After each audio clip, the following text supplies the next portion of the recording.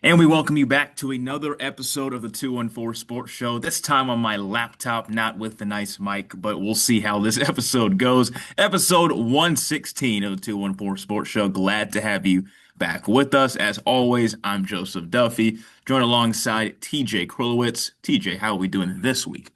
I'm doing good, Joe. You know what? It's been a while since I've even seen you, let alone the audience, our loyal audience. We've been pretty busy graduating, all that stuff, going on trips, and so hopefully we can get some more consistent episodes in following this summer.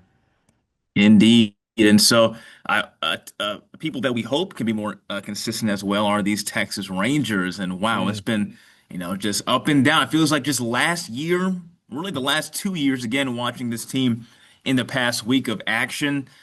Who would have thought Kumar Rocker would have the best ERA coming into this week of the starting rotation? It's bounced between him and Jacob deGrom, but we've seen Rocker hold the lead as of late. But seeing how this team, TJ, we'll start off with the Rangers, has been dominated by the Astros, really by this division for the entire season. It's just been a very poignant thing that I did not expect, at least. We even seen this team win a lot of divisional games so far this year. They had a sweep against the Mariners. Then they dropped the series in Seattle. They dropped a series in Anaheim. They're swept going in Houston. Not, I believe they lost two or three in Houston, actually, but they lose three of four against the Astros in their own spot earlier this past week. It's just a rough look in this team. And then they find a way to sweep the Kansas City Royals. So how do Insane, you man. gauge these guys? How in the world do you judge them when they can struggle against their division? And by the way, I believe I saw a stat that was insane from Jamie Newberg that they're 5-2 in games that they've blown. So if they blew a save, they've won more than they've lost. They've done a few of those recently. I know that for sure. One against Kansas City. I mean, but how can you be mad at a team after getting a sweep like this? I don't I care if it's know, Kansas right? City at home. They played a great series, great starting pitching. Kumar Rocker, like you said, shout out to him, man. Taking full advantage of his opportunity. I knew, I was thinking this was going to be his last chance to really take a crack at the starting rotation, be able to be a consistent part of it. And he's taken full advantage this season. He had a great outing against Kansas City on Saturday. Jack Leiter dominated today, or I'm sorry, on Sunday. Sorry, we record on Sunday, uploading on Monday, but Jack Leiter had a great start. And I mean, the bullpen, of course, was a little bit shaky, but the offense, man, oh man, this is the offense that we've been waiting to see. And the crowds were great. I'm so glad that they were able to show out for this amazing Texas Rangers fan base. And yeah, I mean, some great players, great hitters this series. Of course, Josh Young had a great series. Some people were able to pick it up as well. Jock Peterson, who's been pretty good, one of our best hitters in the last few weeks. Pretty crazy to think about. I'm also thinking about Nicky Lopez, who had a terrible start Wow. to his Rangers tenure, picked it up like a monster against Kansas City, his former team, by the way. And so there were some good bats, good starting rotation outings. This is something that reminds you of 2023. Of course, again, it's Kansas City at home, but you finally get a sweep in. And you're saying you're playing bad against the AL West teams, but the AL West wide open, It's wide open. wide open still. I mean, the team that's atop the Seattle Mariners are at a 500 record. It's really any team's ball game at this point, and it's crazy to say, but you look at the attendance as you were talking about, by far the most attended series of the year it looks to be. Yep. At least, it just looks crazy because it's against the Kansas City Royals, who have had a really disappointing season. But, it's a weekend series in the MLB in a place that has good weather so at this time of year, like the Rangers. It's about 90, I believe, in Dallas right now. Hot. Um, It's very hot. yeah, yeah, it's getting hot.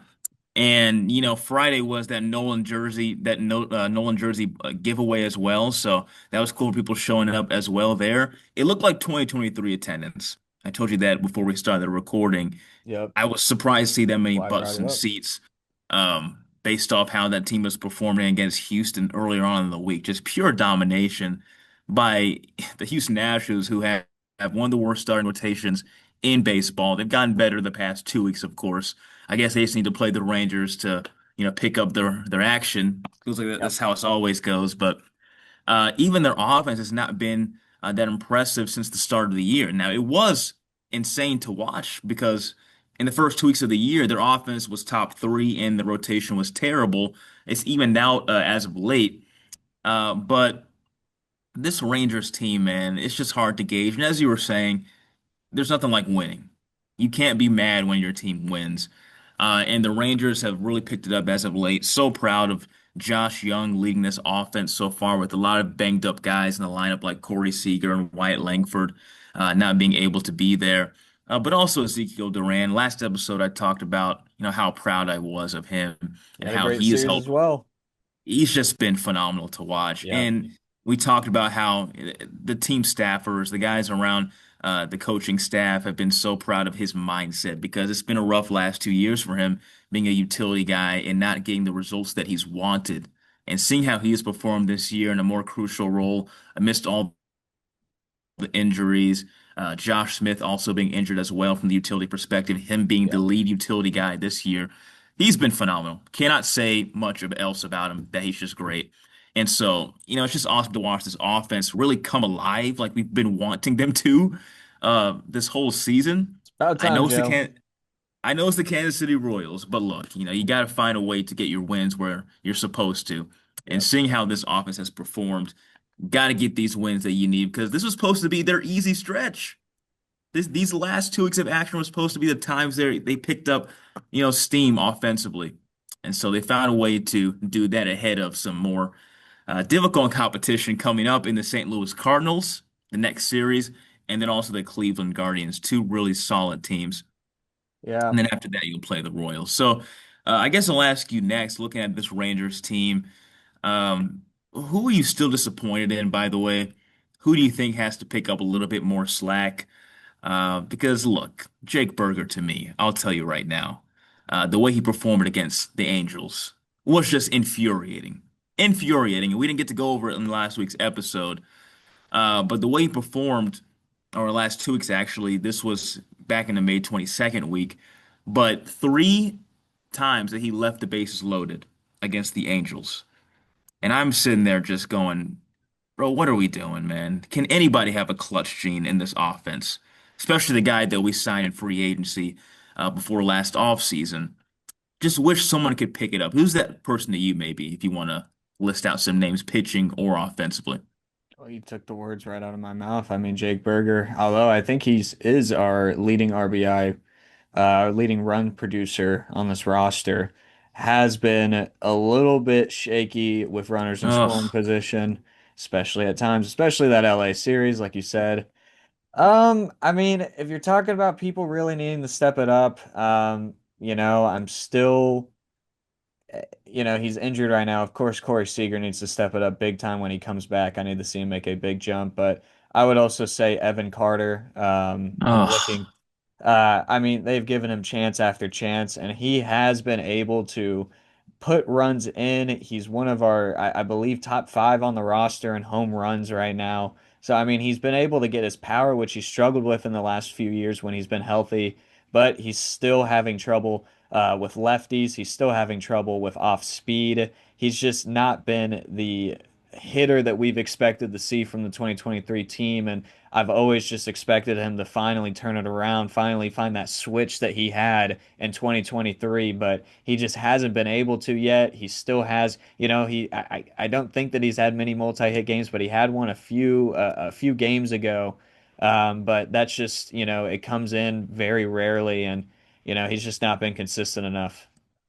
And it makes me sick, man. And I'm glad Oh you brought yeah. him up because the fact that he cannot be a consistently playable guy, it's disappointing. He's one of those key factors who really helped this team win their first World Series title back in 2023.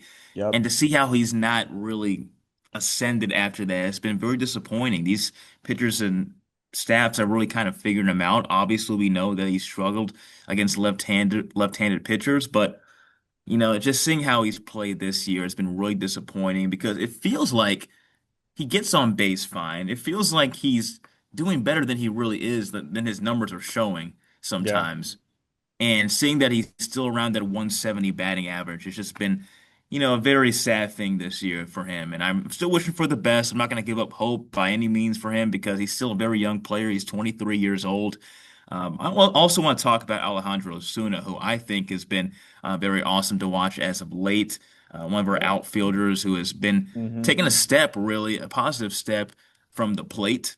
And, I had kind of gotten over the whole Little Rascals thing from last year. I thought it was a little cheesy. I thought this team could have found a way to sink to the playoffs, then they just flat out lost in the last 2 weeks of the season.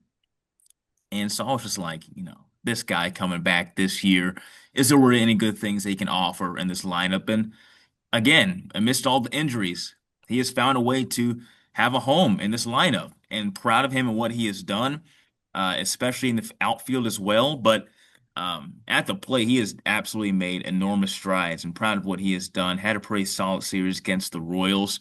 Also proud of Jacob Latz. You saw him have another save to punctuate the Rangers' sweep against the Royals on Sunday. So, there's a lot of good stuff to take away from this Royals series. And of course, if you're a Royals fan, you're just going through it because this is not the team that you thought would be happening after, your leader, Bobby Witt, a few years ago led this team back to the playoffs for the first time in, it was at the time 7, 8 years since they won that 2015 title. So, rough Yeah. go of it for KC as of late. But for these Rangers, they're winning, and hopefully the winning ways keep going. Oh yeah.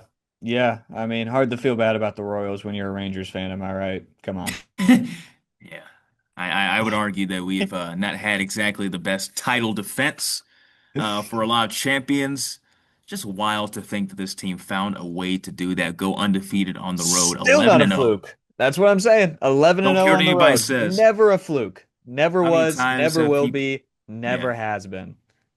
the Road Warriors, the Rays, the Orioles, of course, the Astros and the Diamondbacks, 11 and 0 undefeated on the road. The Rangers on that World Series title of destiny, pure Yep. destiny. It was beautiful to watch. You'll see them play on Monday through Wednesday against the Cardinals. It'll be DeGrom, Evo, and then Gore starting on the mound. After that, it'll be against the Cleveland Guardians for another home weekend series in Texas. Moving on, TJ. How about this NBA finals that's starting to get set up? We saw on Saturday, Game 7. The Spurs are heading back to the finals for the first time since 2015. That run where, of course, they beat and dominated LeBron, D Wade, and Bosh, that 2015 Miami Heat team. Unbelievable to see this because I never thought they'd really find their way back this quickly. But Hmm. on your first playoff run, Victor Wembanyama punctuating his ticket to play an MSG eventually in the NBA Finals. Spurs, Knicks, Jalen Brunson, a former Mav, looking to, stop this long drought for the New York Knicks. A lot of great storylines here. Of course, the Sacramento Kings and all their players flourishing after they leave the organization. What are your thoughts generally about this Spurs Knicks finals? I mean, it's going to be better than a Spurs or Thunder Knicks finals, in my Completely agree. opinion. I Completely do agree. not like watching Oklahoma City play. I've never been a fan of that team, obviously. I remember in 2024 when we beat them in six that I just hated watching those games. They were just not fun to watch. Oklahoma City just gets away with a lot of stuff. And they're also just, they're not an entertaining team to watch, in my opinion. Now, Shea, I think, is a very, very great player, obviously an MVP for a reason. But it was still hard for me to root for the Spurs. I think that it's a respectful rivalry. I've always never hated the Spurs, but being in Austin right now, seeing all the Spurs fans around me, you know, I mean, it's cool, I guess, but like, I wish it was us, though, you know? Right? I wish it was us. Um, I can't bring my heart to root for the Spurs, even though they're a fellow Texas team. But I also really just don't. I think it'd just be hilarious if the Knicks lost again. I don't really want to see them win a final. I'm just a hater, man. I'm a hater. But Respect it. I respect the honesty. I mean, do you root for the Spurs? Did you Absolutely root not. for the Spurs? And do you want them to win the finals now? And let me clarify, Okay, as you were bringing up the clarify, topic, I please. was going to say that this was a hard Western Conference Finals to watch because I don't like either team. right? Both are Yep. rivals of the Mavericks historically. I know Tim Duncan and the Greg Popovich era Spurs, that dynasty had their way with the Mavs much more than the Dallas team had their way with San Antonio. Yep. Nonetheless, still an in-state rivalry that has significance. He had Dirk finding a way to beat them on that '06 finals path, which was pretty significant in the team's history. Yep. But it was a hard matchup to watch in the Western Conference Finals because it felt like it's supposed to be the Mavs there again. And this was the first Thunder playoff loss since they got bounced in six by that Mavs team. So it was a long time coming for this Thunder roster. Really thought they were up next to have a back-to-back title quest, but Wemby said no to that, and we found a way to have a Spurs team go to the finals against a New York team that's looking to break a drought. And I'll tell you right now, I'm probably not going to be rooting, since I am in New York, by the way. I'm probably not going to be rooting for San Antonio. Much more Knicks fans around me, even in Central New York. But I'll probably be rooting for the New York Knicks and Jalen Brunson, who I met, by the way, in the airport. Very proud of that on his introductory press conference day. Unrecognizable, nobody knew who he was. Rooting for this guy, rooting for him to find a way, the former Maverick, to lead the Knicks to a title. I do agree, though. It'd be funny if they lost again. I think it would be hilarious, but the Spurs, It'd be hilarious. one of the luckiest teams in NBA history.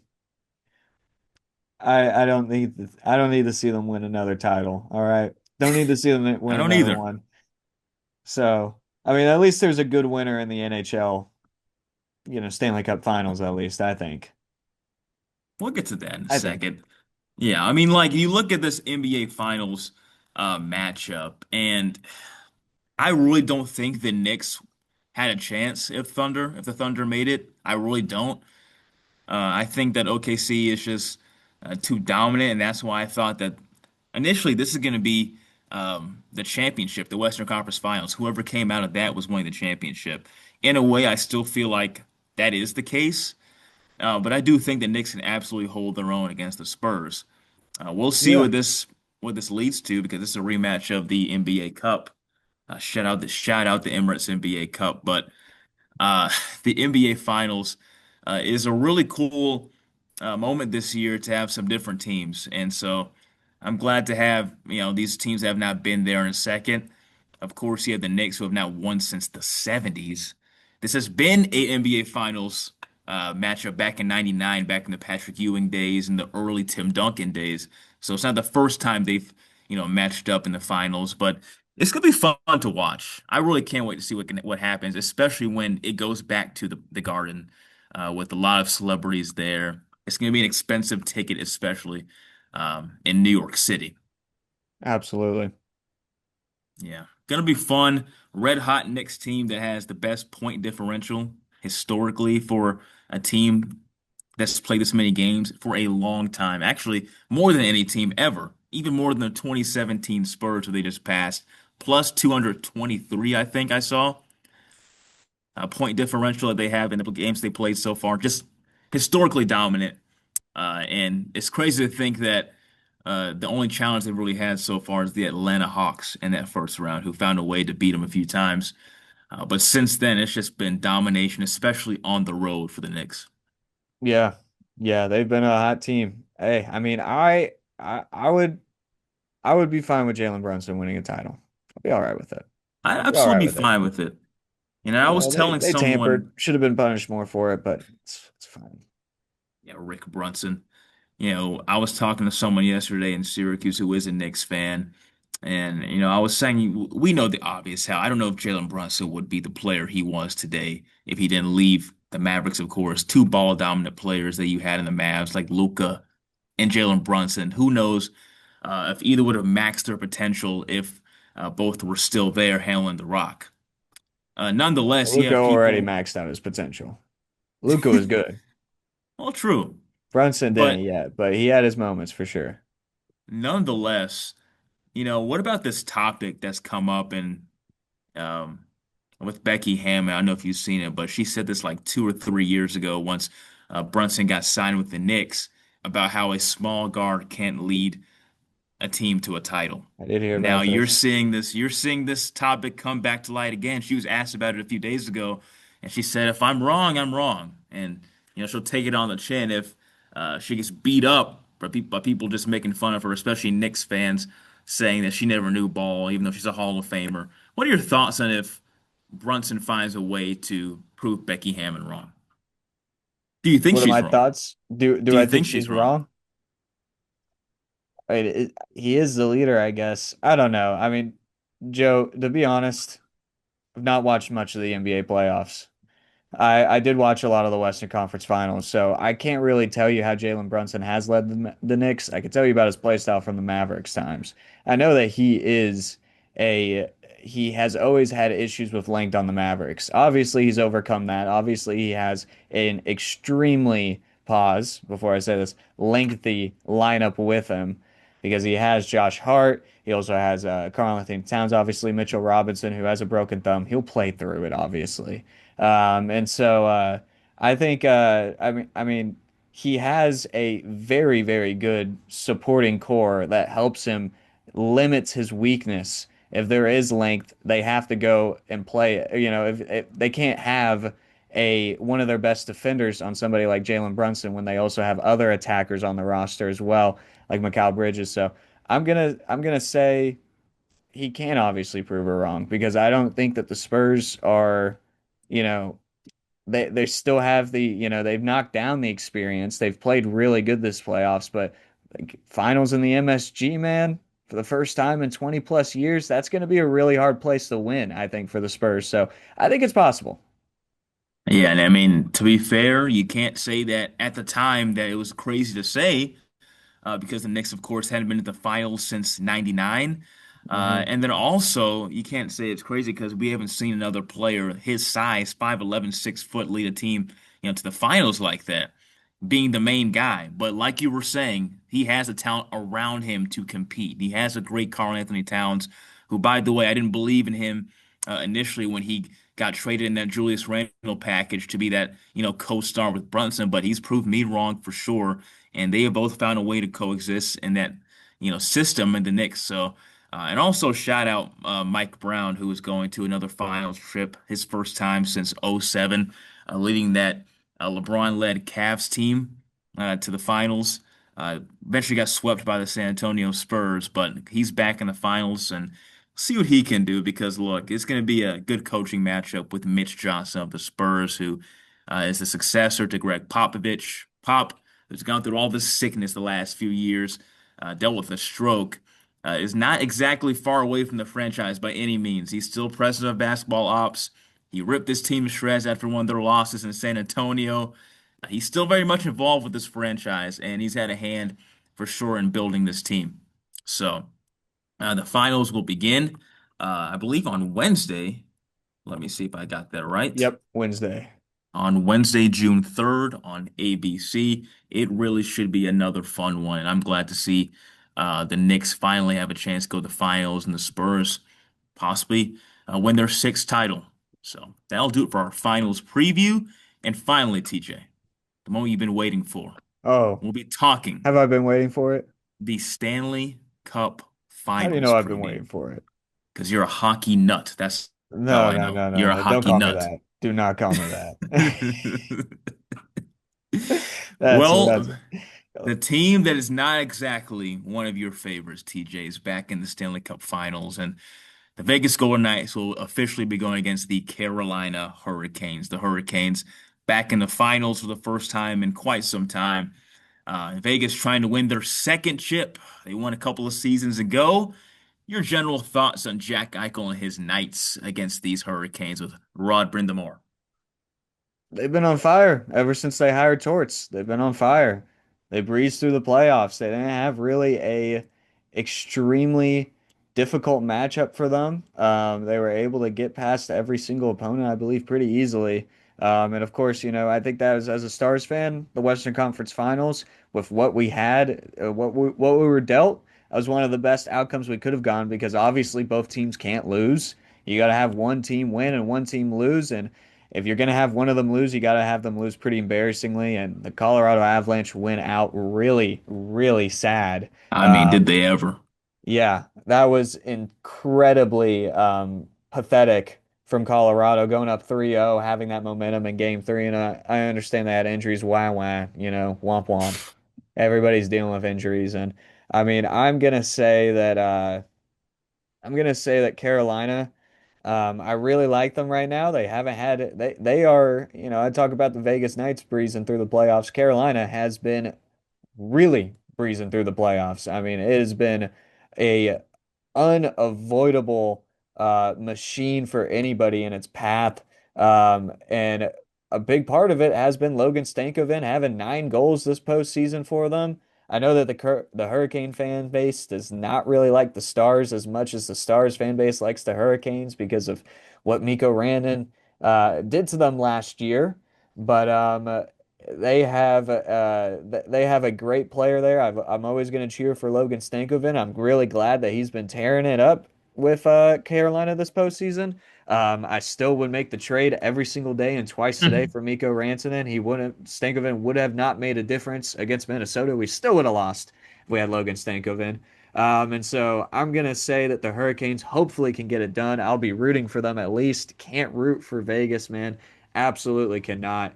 That is one of my least favorite teams, probably my second behind Colorado. So I'm gonna have to go with Carolina here, hopefully, since they have been killing it. And again, also real quick, another year of Canada not winning a Stanley I Cup was just about title. to say that. My Mm-mm-mm. goodness. Montreal, you went out sad. The Not as streak sad as lives. Colorado, but sad. What is the official year now? I mean, it's 1993. 1993. My goodness, man. How does that happen? How does that happen when I know they don't have a crazy amount of teams. They've grown in the past decade and a half for sure with the amount of Canadian representation, NHL, franchise-wise, I should say. But, I just don't get how a Canadian team cannot just win the Stanley Cup. You would think it would happen more often than it does, but now you have this team on the East Coast going against this team in the West in Nevada that has basically had a great season every single year. It's been launched now a decade of existence. It's just unreal how these people in Vegas have been spoiled with this great NHL franchise that's hardly had any struggle. I mean, year one going to the finals, just Just unbelievable. super quick. I mean, I wouldn't really count Vegas as a Southern team, but I mean, it's definitely gets the same vibe as a Southern team, like in Florida or with Sure. Dallas and Texas, but with the, not definitely. I mean, of course, the ecosystem in Vegas, it's desert. There's no ice really in Vegas, so I mean, they get the Southern vibe. And so I mean. I just have this really quick personal issue with the NHL fan base and how they treat the Southern teams. I've already talked about this a lot and the Southern fan bases, but it is a it's going to be another year of a Southern team winning the NHL finals. The Stanley Cup finals. Sorry. They're going to that's a terrible representation, but look, it's Cut going to be that one another out. We'll Southern cut team. that. Yeah, cut that out. Cut that out. And I feel like it's the only issue in the NHL that does not get reported in any other sports, according to the northern fan base teams, is that all these players want to go play in these in the southern parts of this, the southern teams. They want to play with the, no income tax, the no state income tax in Texas and Florida. And that's why they've been able to have so much success in the last few years. But people don't talk about that in other sports, but they do in the NHL. I think it's cheesy. I think the teams are just better right now. I think the fan bases deserve their credit and the teams deserve their credit. But yeah, that's the point I'm trying to make here. When we look at, this home ice advantage, if you want to call it that, we know that the Lenovo Center, the Hurricanes' home arena, is one of the loudest in the NHL, notorious, for how loud it is, along with, Center Bell in Montreal, uh, and plenty others to name.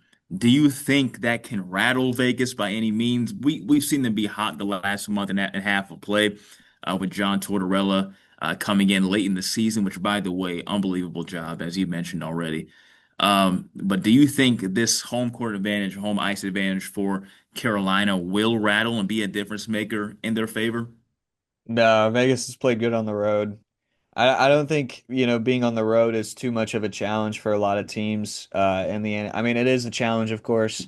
It's one of the rowdiest environments you can ever get in sports is NHL playoffs, especially in the Stanley Cup Finals. But You see road teams win more often in the NHL playoffs than you do in other sports, I feel like.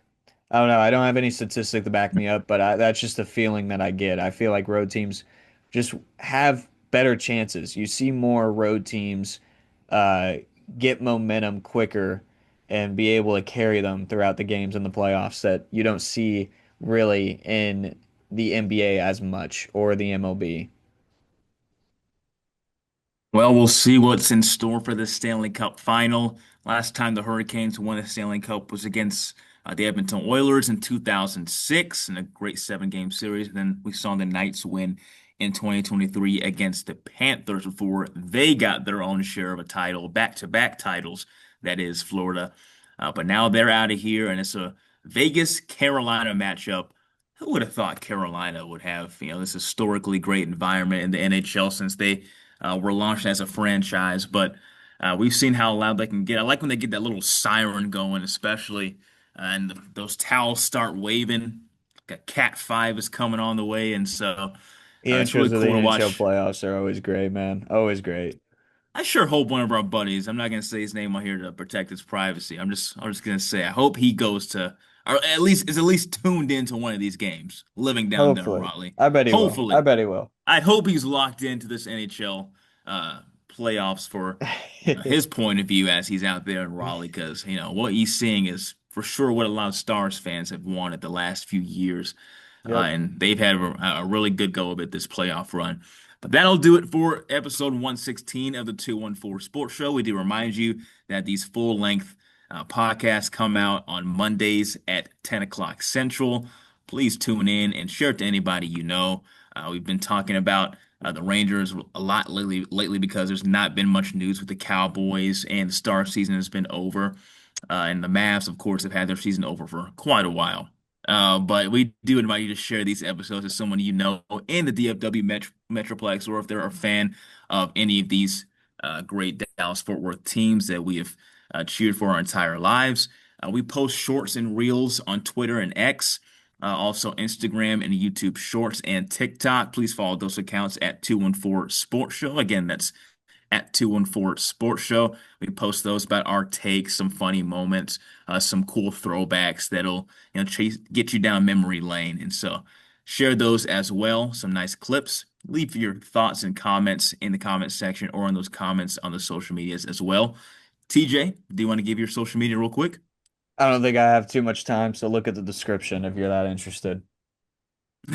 And as well, you can follow me at Joseph_Duffey99 on Twitter and Instagram. That'll do it for the 214 Sports Show, episode 116. We'll see you next week.